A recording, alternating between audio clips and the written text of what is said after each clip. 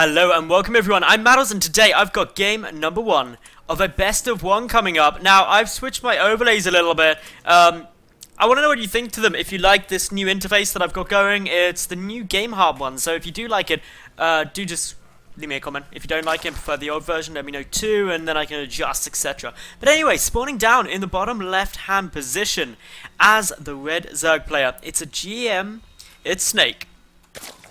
And his opponent up in the top right, the blue Protoss player, the foreign hope, none other than NaNiwa.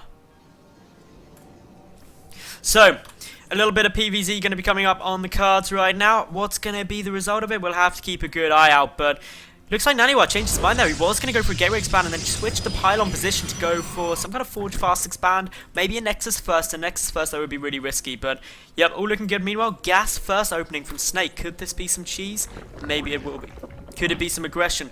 Definitely thinking so, because this is before the second Overlord. No more Overlords are in production, and production tab is above and below player names, by the way, if anyone was a little bit confused by that. But yeah, spawning pool getting chucked down.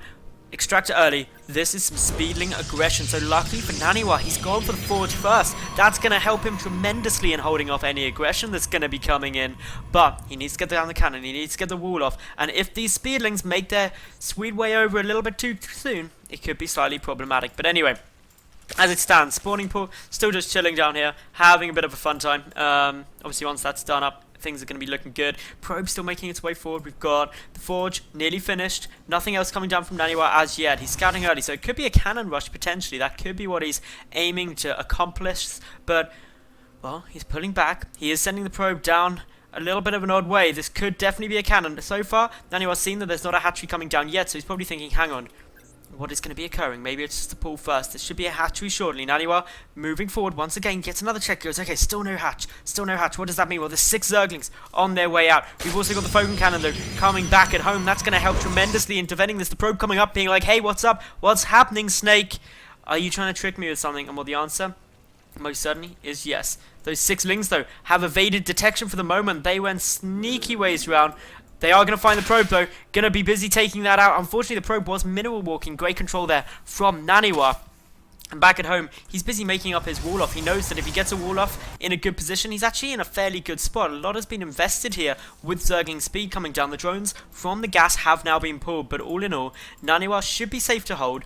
He can definitely complete the wall off, and his cannon is done. So these 6 Zerglings probably not going to be able to achieve all too much. Speed still a little way off. Should be done relatively soon though, just kind of trickling through, but yeah, wall off can get finished up fairly quick. A second photon cannon and the wall off being completed. Second photon cannon is going to be allowed to finish up, which is quite interesting. Speed, as we can see, is getting pretty close to completion, 92 of 110 there, so all looking good. Cybercore is now on its way. This wall off is pretty much complete. And with the cannon there, it'd be very difficult to make something work, but there are 10 Lings down on the field, so it's going to be interesting to see whether they are going to be aggressive. There's no more in production. It's back to droning and the natural expansion coming down here for Snake.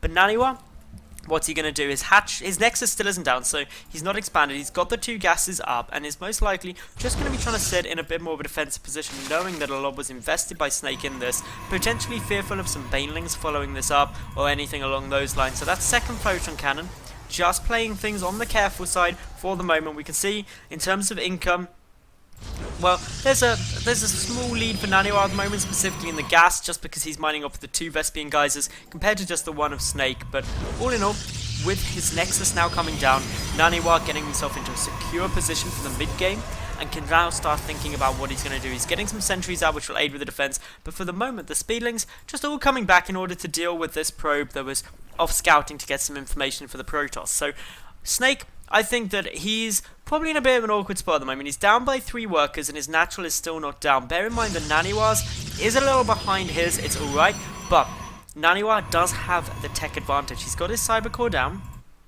and obviously he's got a solid gas income, so I'm going to be very interested to see what comes out of this robotics facility. NaNiwa may opt just to go for something along the lines of a 2-base all-in, maybe getting a lot of immortals and sentries out, suspecting that Snake gonna try and take some risks in regard to getting down a couple of, or an additional 3rd hatch, just to make sure that he's in a really good spot economically.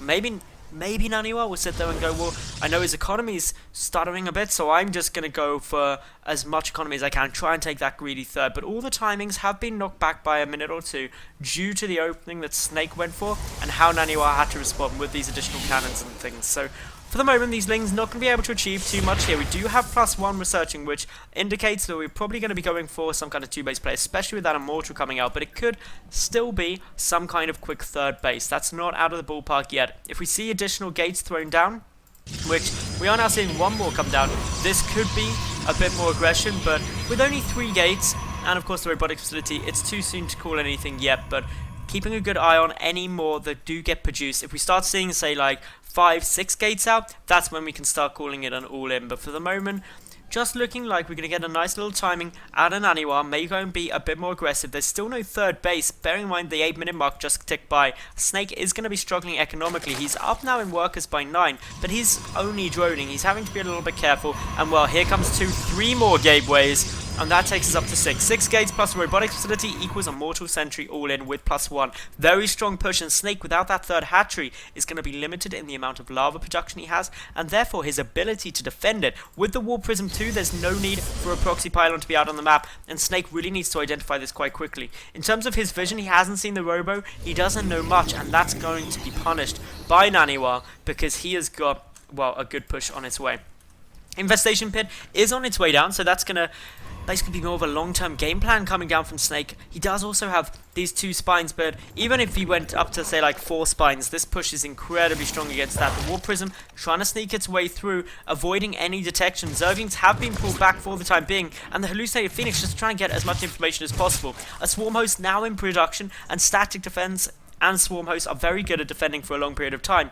But unfortunately, Swarm Hosts only really become scary to Protoss once there's sort of 6-8 minimum out. Before that, there just isn't the sheer mass of locusts to deal the damage before they can just get focused down. So with the Warp Prism coming in, with the gateways now all operational, and still Snake not really producing much other than Swarm Hosts, this push is going to come up against a front door that really doesn't have much defending. It's just a couple of Queens and 1 Swarm Host. In come the Queen Tumors. They're going to see suddenly, hang on, that is a big push making its way forward, and these Swarm Hosts are going to have their work cut out. The are moving forward, some good force fields will zone out one of the Queens and also the Locust. The Spine Call is doing an okay job, but the Immortals at the back just ploughing through them.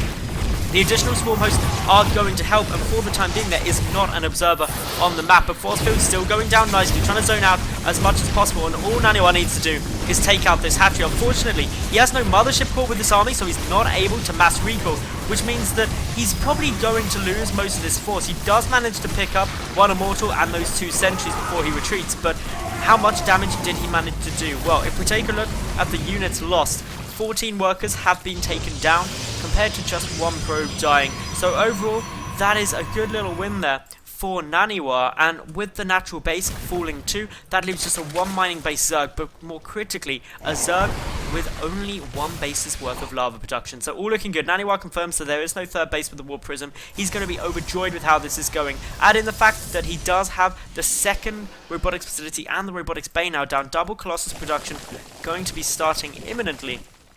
Well, that's just going to be so beneficial because Colossi against a small group of Swarm Hosts, they're going to be very powerful. But the Warp Prism still just kind of poking and prodding around, trying to find any window of opportunity, maybe coming into the main base as all the Swarm Hosts are currently at the natural. But realizing that, Snake pulls back. He's going to try and get into a defense position in order to deal with that as best he can. But everything really looking fairly solid at the moment for the blue Protoss player. NaNiwa looking to be getting into a solid lead, especially with this double Colossus production. We can see that, obviously, with 2 of those coming out and the Stargate, he's just making a Swarm Host killing force. Bear in mind, from an income perspective, NaNiwa double the gas and about 2/3 of the, or so about a third more in terms of mineral income. He's just getting up a sizable force. We can see by the supplies that obviously these 2 getting in a good spot. Obviously, these supply increases just going to really help. Good force fields there, wow.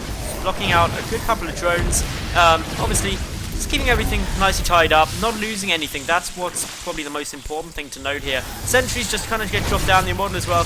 Going to try and pick off a Queen, not able to do so at the moment, but look at this. We do have just an attempt from NaNiwa to try and get up that pylon. We'll need to take out that Overlord if he wants to, but the Colossus count is starting to skyrocket. Snake adding on more and more spines, not taking a third, and that lack of a third is going to start punishing him very soon. But there is the Spire on its way down, and I'm gonna be honest, I'm a little concerned for NaNiwa because Snake, he's got 1,100 gas banked up, and if he got out a decent amount of anti-air, or a decent amount of air units, be that Mutalisks for example, it could be problematic. But now, with a great force field there and the Observer to give vision of the Swarm host, the main base is very exposed. Locusts are coming through, drones getting pulled. Snake though, he is looking to be in a little bit of a tough spot. Corruptors trying to come out, but just so minimal staff at the moment. Snake is struggling to deal with that. Locusts though, making their way in here. Gonna start powering down the Mortal critically though, is able to stay alive for the time being. But with 5 Corruptors on their way out, these Colossi suddenly starting to look a little bit vulnerable. But NaNiwa has now seen the Spire. Bear in mind that he does already have 1 Stargate down and is getting 3 more. He is going to be getting out a lot of production very, very quickly. So with this, NaNiwa continuing on the pressure. He's still got the Observer there trying to deal with the Swarm host. Snake just doesn't have the money to resupply, but he's still only 9 total supply down. And with this War Prism getting chased away by the Corruptors, Snake spells an end to this current wave of aggression. But he's lost a decent amount of chunk. So is NaNiwa though. If we look at what's gone down, quite a considerable losses on both sides, and well, what we don't really want to see is Snake NaNiwa doesn't want to see is Snake get up a 3rd base. So that's why this pressure is going to keep going, making sure it doesn't go through. The Stargate's now producing a lot of Void Rays all at the same time. I'm going to try and go for quadruple Void Ray production because skill rays win games, as everyone knows. Still though, Zealots making their way in, gonna go head over straight towards the 3rd base. We do have a couple of links just running over the top. NaNiwa gonna go and check just for any kind of 3rd attempt, and as you see, Snake is gonna go and try and throw that down relatively soon. The drone's there and he's got enough money, so we'll get started. But these Zealots moving in, catching this hatchery very early in its production, just means they'll probably be able to snipe it out since there's only Swarm Host Corruptor. But in now come these Zealots. A Council almost certain to go down. There we go. The drone unfortunately dies in the process. And while there's a decent number of Swarm hosts here, NaNiwa just so many Void Rays identifying the fact that there's only Corruptors in the form of anti-air currently. He's in a good spot. However, 5 Infestors are on their way through, and that's going to be powerful. Those Infestors open up the option to fungal growth a lot of that air army. And if the Void Rays get chain fungal, that's where problems could occur. But NaNiwa still mining only off of 2 bases, his main getting very low, is just happy saying that, okay, my opponent is still on 2 bases, so if I keep him that way, I'm still in a good economic spot, being on equal bases as a Zerg player. Plus my army, in terms of value, is skyrocketing. Just in terms of the resources in there, Snake does have a decent number of Swarm hosts now, that's the only concern, 7 of them on the field. Add in the fact that there's now, 9 Swarm hosts now on those 5 Infestors. It's a fairly strong force. Zealots once again going to be checking to see if there's a 3rd base there. NaNiwa knows that the critical piece of the puzzle is that he does not allow that 3rd base to be secured. If he stops that, he's actually in a pretty solid position. He's got a huge number of Colossi now, sitting up at 5 of them, about to be going up to 7 as well, and that's when he's got a very strong force. Add in the 5 Void Rays already there with more in production, add in the +2 is getting research for the ground. The Overseer may have seen all the Stargates, but is that going to be enough? There is the Observer ready and waiting. Is there any Overseers? There are 2. They need to really try and help get rid of that Observer. If that goes down, NaNiwa does only have the 1, so it's going to be... oh, sorry, no, he doesn't. He has 4 now. They're all scattered around, but not coming with the army, unfortunately. He needs to bring these 2 Observers over, just to make sure that he's got sustained detection in case one gets sniped out by Overseers. But Void Rays now positioning their way around, a lot of Speedlings waiting at the 3rd base location. An incredibly defensive position from Snake for the time being, but NaNiwa got the army in order to deal with this. He's moving on up and in. He has got those 5 Colossi, remember. 2 more are on their way. That's going to make things even more scary. The Void Rays going to just aid in the DPS. Flying Ball is attempting to move forward. Extended Thermal Lance has been researched, though +1 upgrades to no upgrades of Snake. NaNiwa rushing through. The fungal growths are going to have to be absolutely spectacular. Corruptors trying to come in to engage the Void Rays, but with Prismatic Alignment, those Void Rays deal an insane amount of damage. They are trying to work down all the Corruptors, but there may just be a few too many. Stalkers trying to make their way through too, just aiding in picking these off, but the Colossi still going strong. Where is the detection though in this army? Well, there's still those 4 Observers down, but yep, 1's still there, so the Swarm hosts are now getting taken out. And with that, the Colossi starting to reign supreme. Snake not looking to be in a favourable position for the moment. The Co-opters going in for one last attempt, but the Stalkers doing a great job of taking them out. If Snake loses this third hatchery, it's pretty much, second hatchery, it's pretty much GG. And NaNiwa, with all of his Colossi up, is looking to be in an astoundingly good position. The Corruptor's still trying to work through those Colossi, but it's going to be too little, too late. And with that, Snake GG's out, and NaNiwa will take the game. So I hope you all enjoyed that. If you did, make sure that you like the video, leave a cool comment, and of course I'd love to know your feedback on this interface. Do you prefer that, or do you prefer the standard Game Heart interface? Let me know in the comment section below, and I'll be back tomorrow with yet another new cast.